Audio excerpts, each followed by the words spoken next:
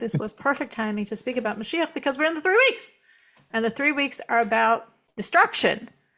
And destruction is really, of course, only the process of construction, because otherwise God wouldn't be allowed to do it. Like he keeps Jewish law, he keeps halacha. It says, Magid Dvarav Yaakov Chukav Mishpatav Yisrael. Whatever God commands us to do, he does as well. And of course, from the enumeration of commandments are many about the sanctity and reverence we have to have for the Beis HaMikdash, for the temple. You're not even allowed to remove one stone from the altar, and God went and burnt the whole thing twice. So what's he doing? Well, the only way you're allowed to pull it down is to put up something even more magnificent.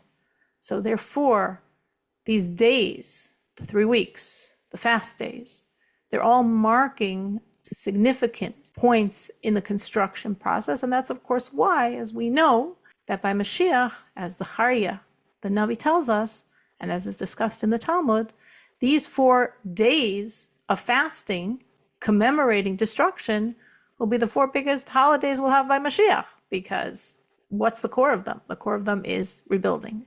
So that is why this is a great time to talk about Mashiach.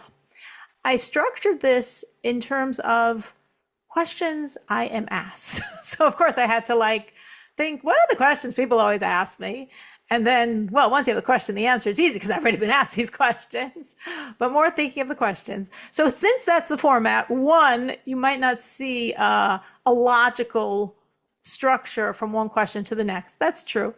It was as it came to my head. Some I tried to make consecutive, and a lot I just didn't bother. Sorry. And of course, feel totally free to add your own. You could totally add a question that is not on my list. I'm totally open to answering it or telling you, I'll let you know next week. Or, of course, as I'm talking, definitely there might be questions. What's the point in doing all this? Well, the more we learn about Mashiach, the more it's real. I always feel that when we don't know anything about Mashiach, besides the things we've known since we were very, very, very young, it's like some hazy, true fairy tale. True. It's part of Judaism. We all know it's part of Judaism. It's 2 out of the, principles of our faith, and we don't have too many of those principles of faith, right? So we know it's Judaism. We know it's real, but it's sort of like, unfortunately, if some people look at God, they know he's real, but they don't know much about him. So it's remote, not part of their this world reality. And the more you learn about something, the more you actually get the reality of it. And that is why it's really important to learn about Mashiach so we get the reality of Mashiach. So before I start, anyone has any questions they want to ask? Or I could just start. I'd like to know, I don't know if it's part of tonight or not, but what are the sources? Like where in our text does it talk about Mashiach coming or about the concept of Mashiach? That's a great question, and it wasn't on my list, so that's a good question. Okay. So we don't have to get to it today. We could be next week. But well, I could give you an overview, and if you want more details, I'll do more. An overview the first in Torah, we have 3 sources for Mashiach. Only 3. Meaning in the 5 books, we have exactly 3 sources. We have last week's Parsha, right? Balak, the Nevuah of Balak, the last part of the Parsha, is this amazing, beautiful nevuah about Mashiach. And of course, why would God give a prophecy about Mashiach to a corrupt, horrible, evil person like Bilam is beyond us? But of course, it's the concept of transformation. And from the lowest, when we swing the pendulum in the other direction, it's the highest. So yes, Bilam merited. I don't know if merited is the right word. I don't know if merited is the right word. But Bilam is the only one. I really felt like I was going to vomit. Yeah. Miriam, you're not muted. I'm doing it.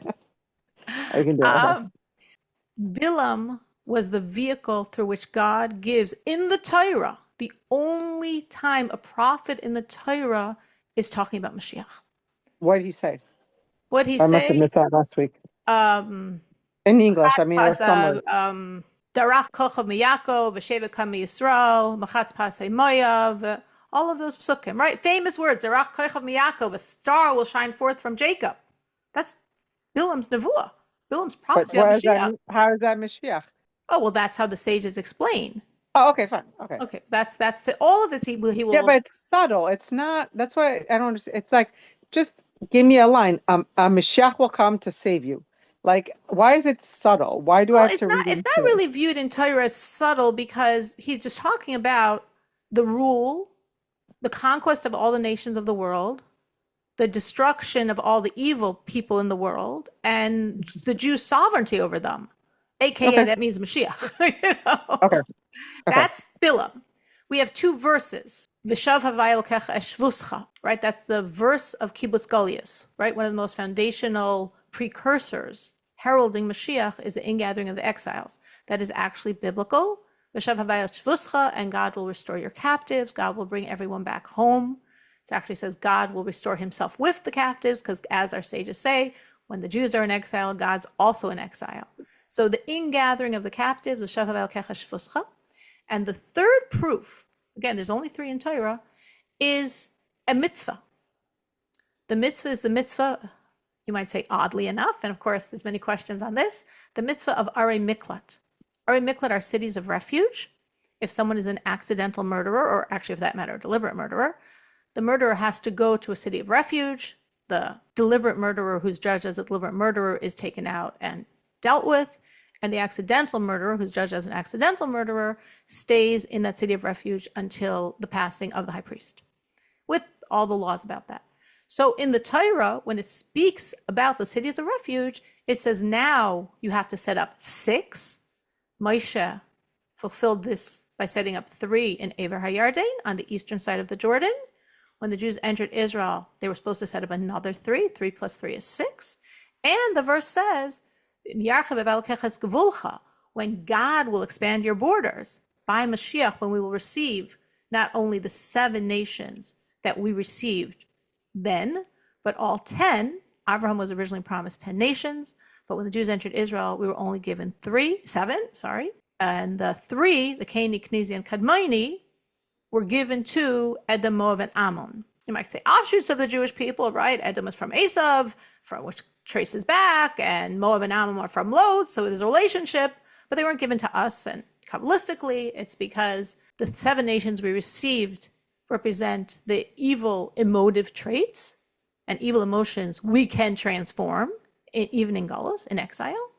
But the 3, the Canaanite, Kenizi, and Kadmoni, we can't handle now, because that's the evil of intellect. That's too tough for us to transform. And that's why we didn't receive them now, and we will receive them by Mashiach. When we receive those lands by Mashiach, we have a command, then add 3 more cities of refuge.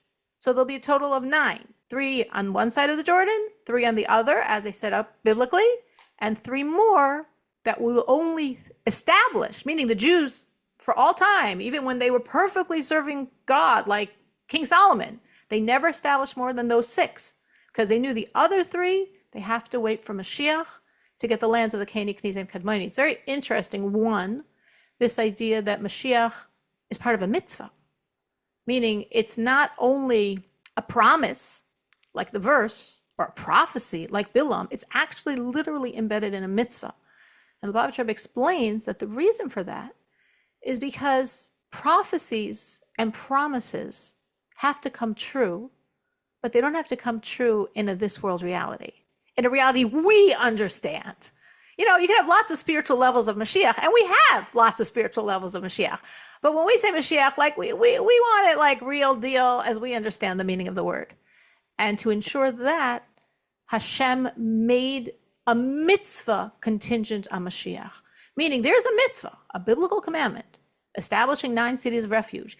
And the only way it's possible to do that, it's contingent on Mashiach getting the lands of Canaanite, Kenizi, and Kadmoni, and then we can fulfill God's commandment, which means ultimately Mashiach has to come as a physical reality, because otherwise there's a mitzvah that can never be fulfilled, and God wouldn't do that.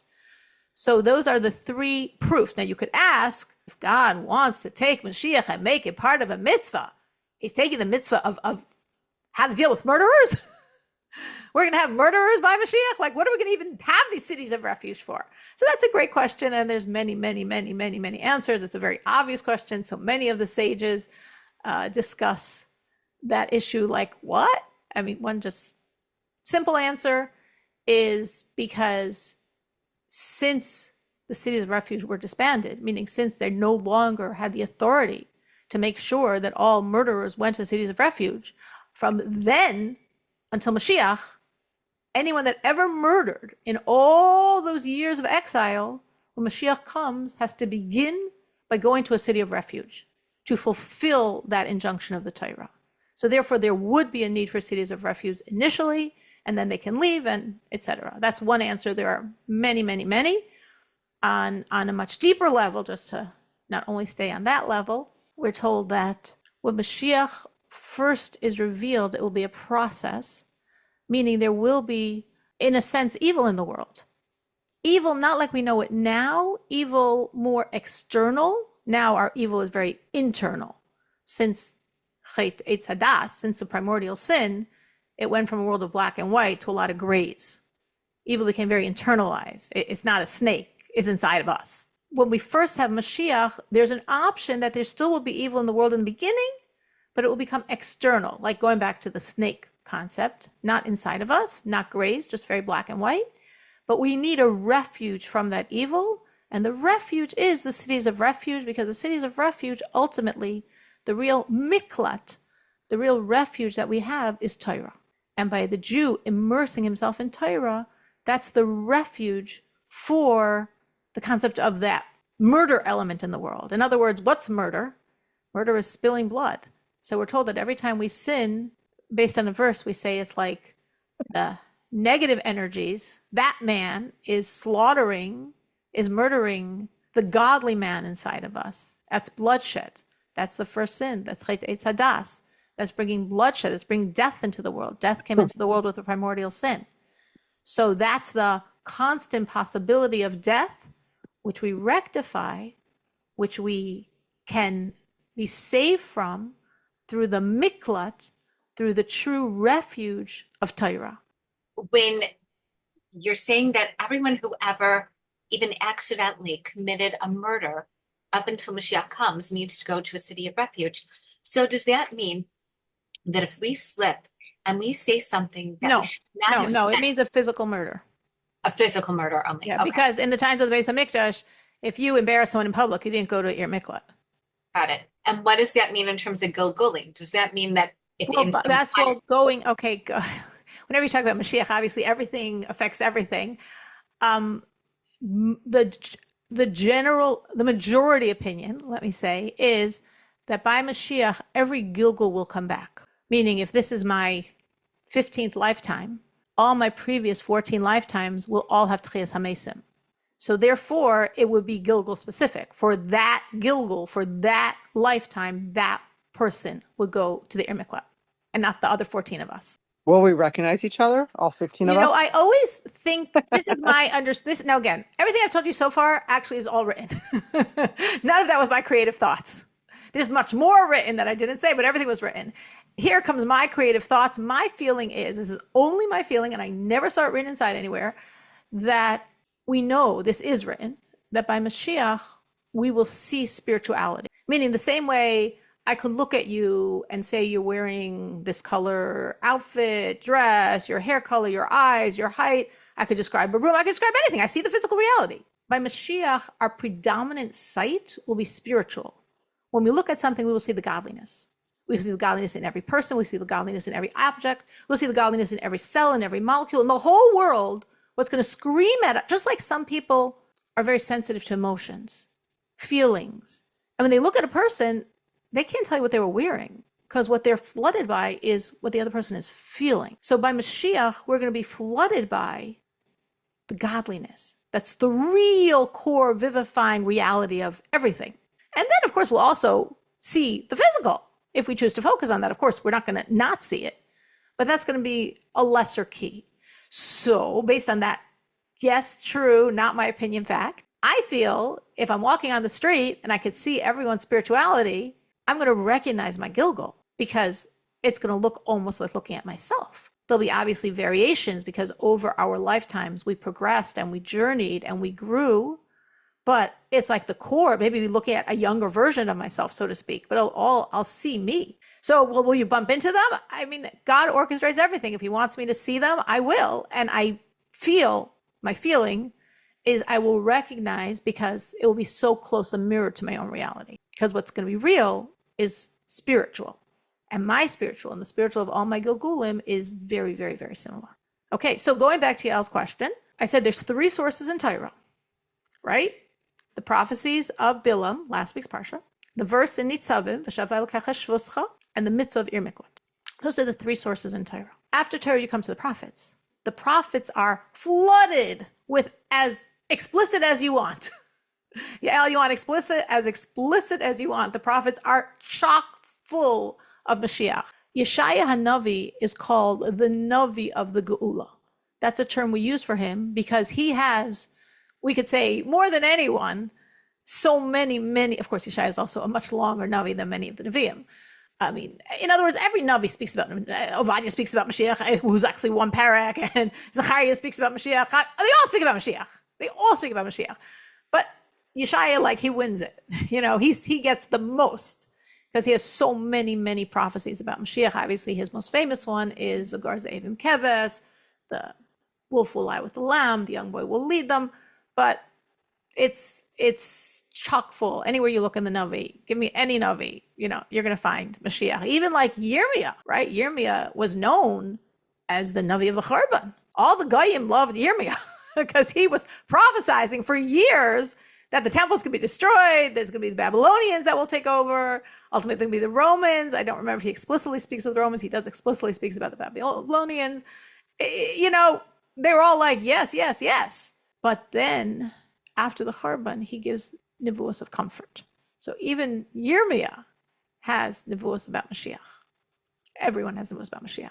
So after Navi, where's the next source for Mashiach? The Gemara in Sanhedrin Daf Tzadik Ches is a very famous sources. But I mean, again, throughout the Gemara, you can find references, but that's like a source where we really see a lot about Mashiach.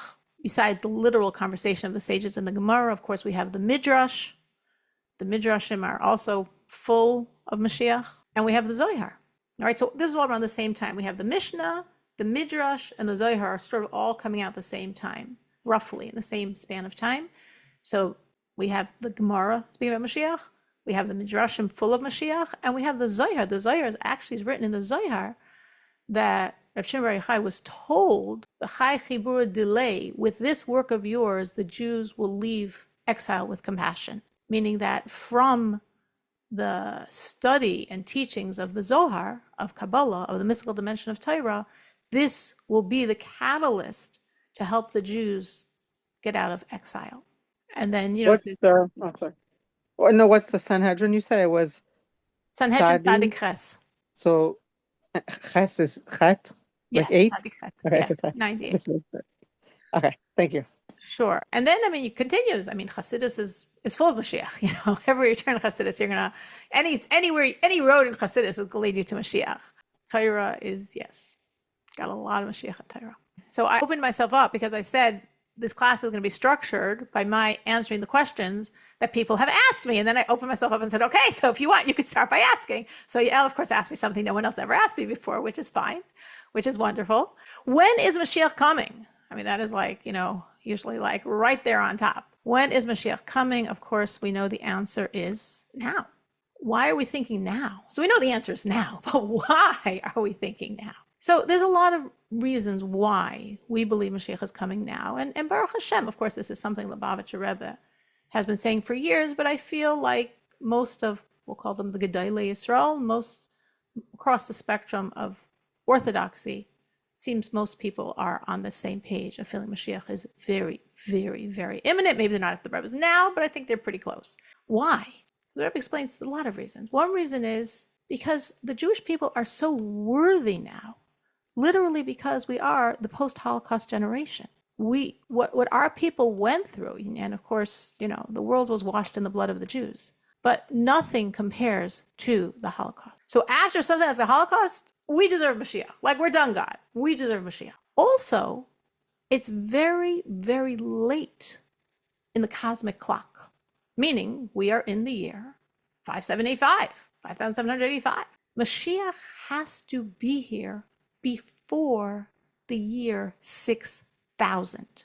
We're told that the year 6000 already will be what our sages call the second stage of Mashiach. Well, that's like 200 years away. You could say, well, 200 years away is still 200 years. Cosmically, it's pretty close. And of course, there's the concept that we're not supposed to wait for 0 hour Mashiach. This is based on a verse. This is based on Yeshaya. This is discussed in the Gemara. Yeshaya says Mashiach will come bi'ito achishena. It's very cryptic and doesn't make much sense in our simple minds, because bi'ito means in its time, and achishena means I will bring it early. Bi'ito, in its time, achishena will bring it early. So what does that mean? So the Talmud explains, as I said, the Talmud is always talking about Mashiach also, all over, that bi'ito means there's a time. There's a predestined ultimate time when Mashiach has to come. But God plugged into our world the ability, a very significant, critical ability for the Jewish people to bring Mashiach early. And we want to bring Mashiach early. We need to bring Mashiach early. We must bring Mashiach early because there's a lot of pain in this world. And every second that goes by, we can't even imagine what's going on all over the world. God's pain, Mashiach's pain, the Jewish people's pain, the world's pain. And also on a deeper level, a Mashiach brought by us is incredibly different than a Mashiach that came because there was no more choices. Very different reality of Mashiach. So we have the ability to bring Mashiach early. Now, we didn't always have this ability to bring Mashiach early, meaning it wasn't always possible to bring Mashiach early. If we look at the world is divided, our sages divided into 3 sections of 2,000 years. 2,000 years, 2,000 years, 2,000 years. The first 2,000 years are our sages call the 2,000 years of chaos, meaning impossible for Mashiach to come. The world cannot contain the revelation of Mashiach. If you think of Bris Bein Habsarim, the covenant between the pieces, when Abraham is splitting the animals and he and God are walking between them, it says at one point that a bird came and Abraham chased it away. And that, sages say, was representing Mashiach coming, and Abraham saying, no, it's too early. In the first 2,000 years, Mashiach couldn't come. What do I mean by too early? Let me try to unpack that a little bit for you. Mashiach means an incredibly fundamental shift in godliness, a shift in God's energies, a shift in God's energies in our world, a shift in God's energies in all the world, a shift in God's energies from the first revelation of God. So we need to do things to make that happen, and the world can exist through that process. When Mashiach comes, God will be completely revealed. In the first 2,000 years of creation, if God was completely revealed, what would have happened? The world would cease to exist. And actually all the worlds would cease to exist, because no creation can handle God completely exposed. Only after our work, Jews learning and living Torah and the commandments, we change the fabric of creation. And by changing the fabric of creation, creation can handle God. And that's why the first 2,000 years, like nothing to talk about. No matter what was done then, if the most incredible things were done then, nothing could bring Mashiach. The world can't handle it. The world and all of creation would cease to exist. The next 2,000 years, which our sages call the 2,000 years of Torah, it could come, but like not fully ready. Like, sort of sometimes, I don't know if you, I could say me, everyone needs supper. Yeah, tonight it happened actually. I said, yeah, the farfel's ready. I mean, it wasn't exactly, but it was ready enough. So that was sort of like the second 2,000 years. Mashiach could have come then. The world would not cease to exist. Enough godliness was done for us to handle it, but not really ripe. Not really in its full energies. Aliza, what's your question? In the first 2,000 years, it wasn't possible because we didn't have the kalim, so to speak, to handle the reality of Hashem in the full clarity and presence in terms of Mashiach. I guess I'm confused because if it's the original creation in terms of like Hashem, where there's this sense of shards, because there wasn't the capacity to hold Hashem and his light originally, and that's something that Hashem, who's all-knowing, then knew, then that already happened, then how is it, and if Hashem, according to Rambam, knows the creation, is the creation, is then how are we changing it to then hold the what couldn't be held previously? Okay, if I understand your question is based on some Kabbalistic knowledge that prior to our reality, which in Kabbalah we call the worlds of tikkun, of rectification, there's a spiritual reality called the worlds of tohu. And we're told that the worlds of tohu shattered because it could not hold that godliness. And the shards of the vessels of tohu fell into our world, and that's our job of tikkun, to release and extract those shards. So based on that, you're asking what's going on. Then that's like primordial pre-creation. It couldn't be handled. Then we have this world to handle it. And now I'm telling you that for the first 2,000 years, we couldn't handle it. Is that your question?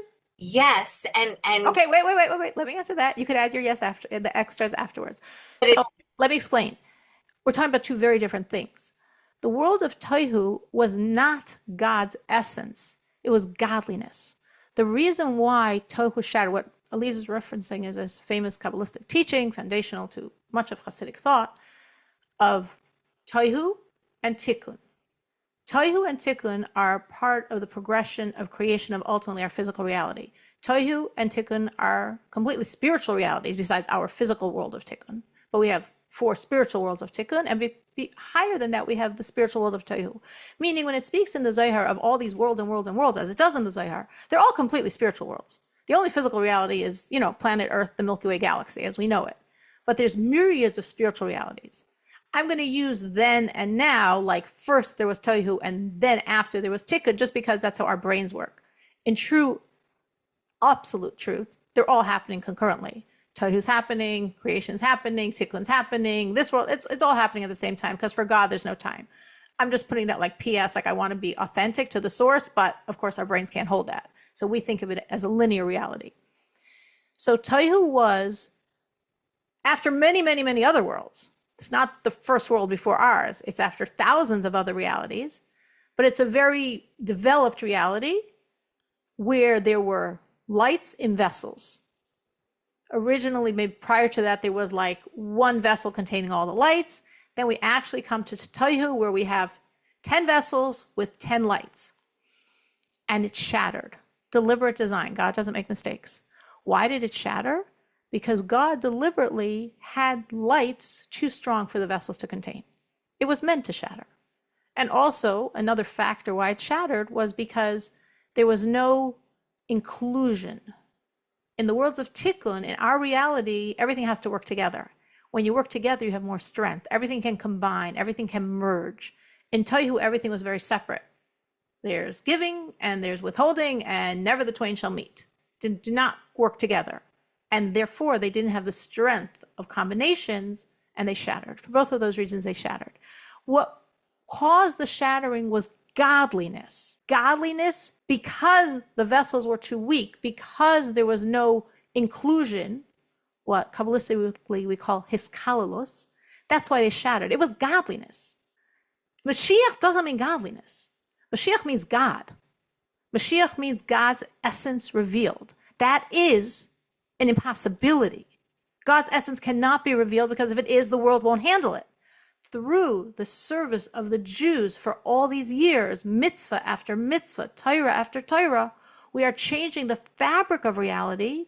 That's why Torah is called oiz. Hashem oiz la'amo yitain, right? Hashem gave us oiz, strength, Torah. Torah is the strength that fortifies creation, physical and spiritual creations, to receive God in his essence and being. So what happened by Tohu was a level of godliness that shattered because the vessels were too weak, because there was no inclusion. That's why it shattered, because God wanted it to shatter, so we can pick up the pieces. But why Mashiach could not happen in the first 2,000 years is a totally different reality. We're not talking about godliness. We're talking about God's essence and being. Did you had a follow-up question to that? So yes, thank you. And I so appreciate how you clarified everything. So then the follow-up question I had is now completely different. It's then if we're all in Elokai Mimel, then we already have that godliness within us.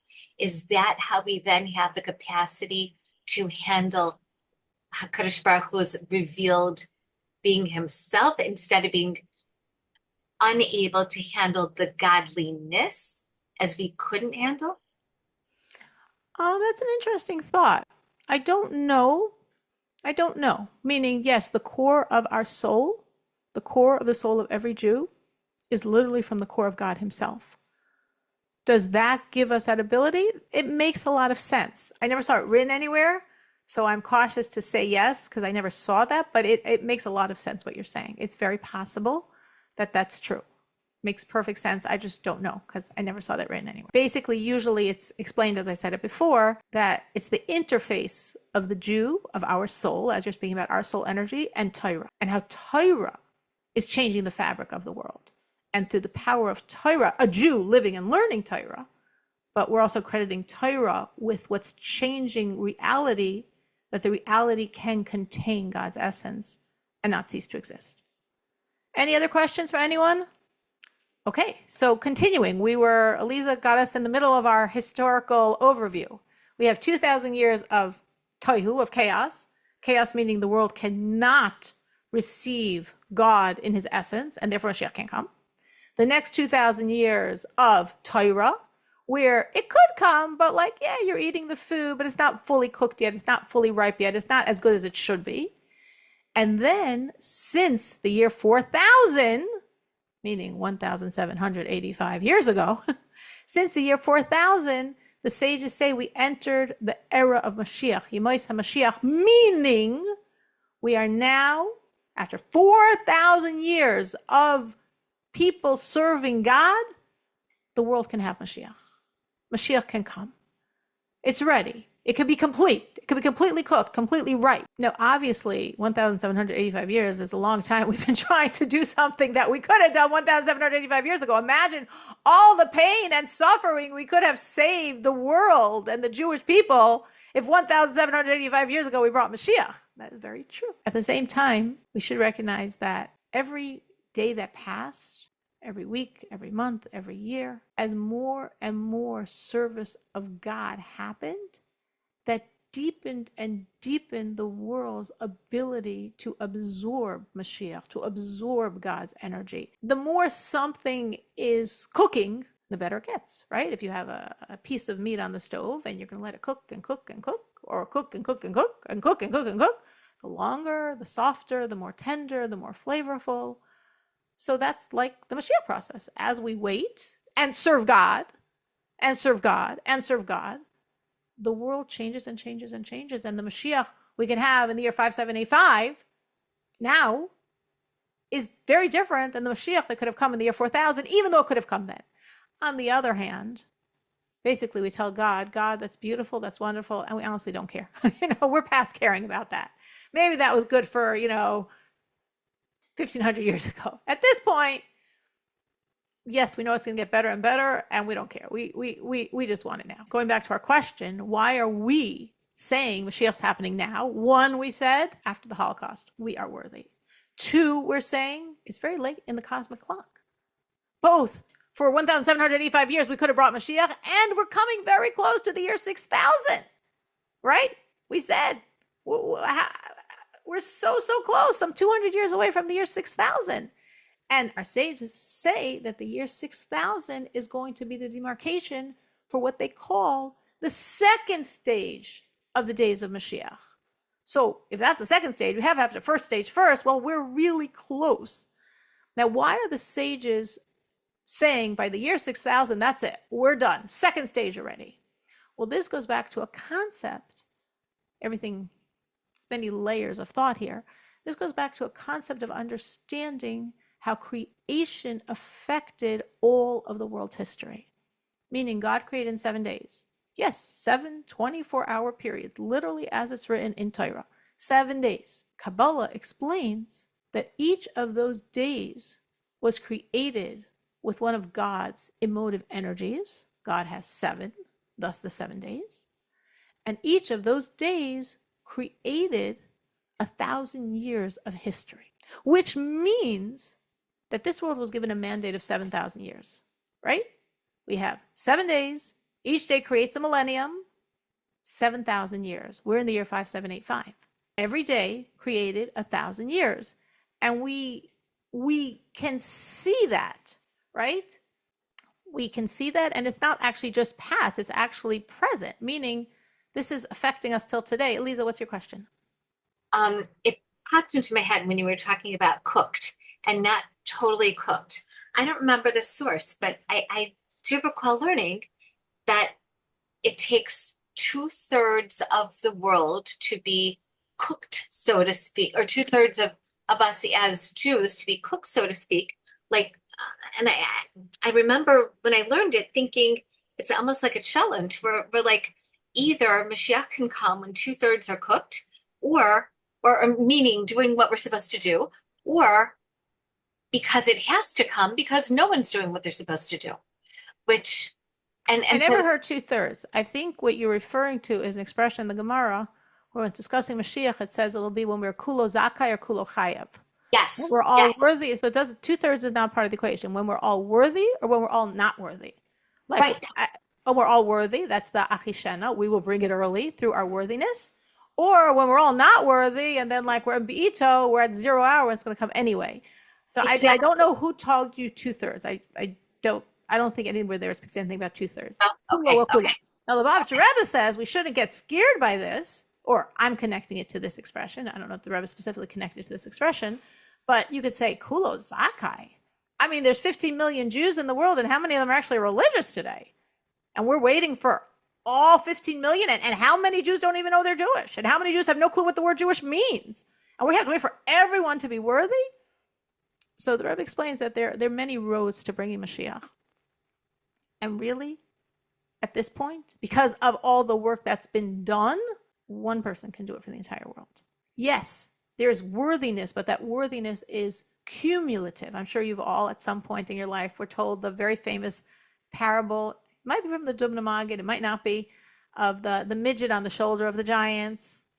So of the very weak man that fells the tree, right? Famous parable, I did not make it up, of a king who has this Never heard massive it. tree. You never heard it? King has this massive tree, such an ugly tree. He's a king. He's impetuous and a little, I don't think the right response, but he's like, that's such an ugly tree. Gardeners, get rid of that massive, ugly, horrible tree. And they try and try and try and try. And then he comes back and he's taking a walk in his gardens. He sees the tree again. He's like, gardeners, like, what's going on? I, the king, told you to get rid of it. And they're like, we can't. It's too thick. It has too many rings. We can't chop it down. He's like, oh my gosh, my will is not being fulfilled. This is horrible. My kingdom for this tree. Whoever can chop down this tree gets my daughter's hand in marriage. He didn't ask the daughter, but whatever. Thus the story continues. And of course, this is told, and everyone in the kingdom and outside the kingdom are coming to chop down this tree and then marry the princess. But nothing doing. Nothing doing. It's impossible. And the strongest men with the greatest axes are chopping and chopping and chopping and chopping and chopping and chopping. Nothing happens. Finally, in the beginning, there were like lines of people waiting for their turn. After a while, nobody bothered. Like, done. Contest. This is like, a joke. This is impossible. Yeah, you get the prince's hand. By the way, it's impossible. So for days, months, nobody bothered. And then one man comes with a little axe. Little man with a little axe. He comes. He says, I'm here for the contest. I want to chop down that tree. And the gardeners looked at him and they're like smirking. Maybe they were even laughing. Like, you're going to chop down the tree? Like, the biggest, most muscled men in the world couldn't chop down this tree. And you're going to chop down the tree? He said, I deserve a chance. They're like, okay, go for it. This is cute. And he goes and he gives a little whack with a little hammer and crash, it falls down. They're like, what happened? He said, well, listen, I figured if all the strong men of the entire world put so much energy into this tree and somehow it didn't fall, it must be so, so close. So I tried. I gave one more little psh, and it fell. So that parable is the idea of us bringing Mashiach. Or like, the famous parable of the midget on the shoulder of the giant. It's not that we're more worthy than our very worthy ancestors. It's not like we're more righteous or more holy or more spiritual or anything. No, we're not. But we're standing on the accumulation of merits. Because godliness never stops. When godliness is created, a mitzvah done 2,000 years ago is still affecting the world today. A mitzvah done 3,000 years ago is still affecting the world today. A mitzvah done stays forever. So therefore, there's an accumulation of merit because every good deed ever done is still affecting the world. And that's why we could be that little weak guy. We could be that little midget, but we could see further than the giant. We could be that little weak guy, but we could, so to speak, chop down the tree of exile, and bring redemption because we just need a little bit more. Okay, we're small, but we just need a little bit more. And that's why we don't have to look around the world and say, oh my gosh, Kulo Zaka. Well, that's never going to happen. At this point already, there's so much merit that our little additional extra is enough to make it happen. So we're talking about creation. And we have 7 days of creation. Every day is created by an emotion of God. And that emotion created a millennium of our history. Like the first day is God's kindness. And that's why the first day, everything was created. We're actually told everything was created the first day. And for the next 6 days, he's putting it in order. And that's why everything was like super powerful. Like kindness is just super intense. Like a sun so powerful that it was put away, right? Wednesday, we got the sun we do use now.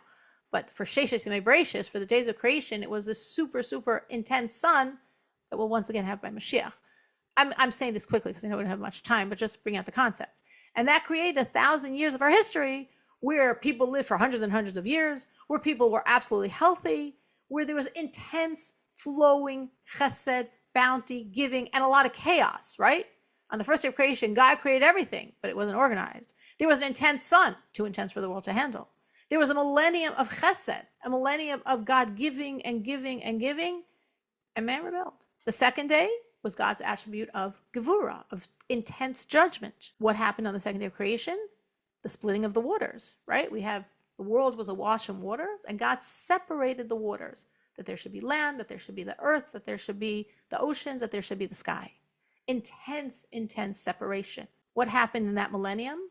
Intense punishments, huge, and 2 out of the 3 connected with water. We had in that millennium the Mabul, the world washed away in water. We had after the Mabul, not everyone knows this, but when mankind first started serving idols in Dor Enosh, God had the Mediterranean rise up and flood the Fertile Crescent area where man was, and 1/3 of the world's population died from that flood. Intense punishment with water. And also in that millennium was the Tower of Babel. Intense separation. Until then, mankind was one homogeneous family. And then we got split and separated into the 70 languages. So separation, judgment. This was a millennium created by the day of Gevura. The third day is the trait of Tiferes, beauty, harmony, peace. And that is when the world became beautiful. When God took the earth and covered it with trees and flowers and grass. And that was the generation, the millennium, when we had the beauty in the world, the beauty of the Avos, the enormous beauties of, we had the Exodus from Egypt, we had Matan Torah, we had enormous, enormous beauties that happened, very special, unusual, amazing things. The next day, the fourth day, is the trait of Netzach, which means a more minimized, manageable kindness. And that's when we had the sun that we know it now, and the moon and the stars. That was given to us, lights, but lights the world can handle. And the sun in that millennium was the first Beis HaMikdash, the moon is the second Beis HaMikdash, and the stars were all the prophets. We're told the Jews had as many prophets as twice the number of Jews that left Egypt, which means if you're taking the figure 600,000 men between the ages of 20 and 60, 20 and over, you're talking about 1,200,000 prophets. If you're taking the actual number of Jews that left, which is 3 million, you're talking about 6 million prophets. So, of course, we only know a handful, those whose prophecies were written down forever. But there was at least 1,200,000 prophets that the Jews had during this time. That was the 4th millennium. The 5th millennium is Hod. That's the 5th day of creation, which is Hod, which is manageable judgment, not like God separating the waters, not like the Mabul that flooded the world, but judgment. And that began on day 5 with the animals that were all created on the 5th day and actually crept into the morning of the 6th, because that's when the largest animals were created. And that was parallel in the world with all the Jews have gone through in that millennium, plus all the suffering, all the animals of the world that attacked us for all this time. And then We come to day 6, Yesod, foundation, which of course on day 6, this was man. Man is foundation of all of creation. And I think it's going to take me a little longer than I think we should to stop. I'm going to stop at this critical point. We're up to the idea of the creation of man and how that mirrors in the 6th millennium. And this is going to help us understand why we know by the year 6000 we already have to be in the second stage of Moshiach, to be continued.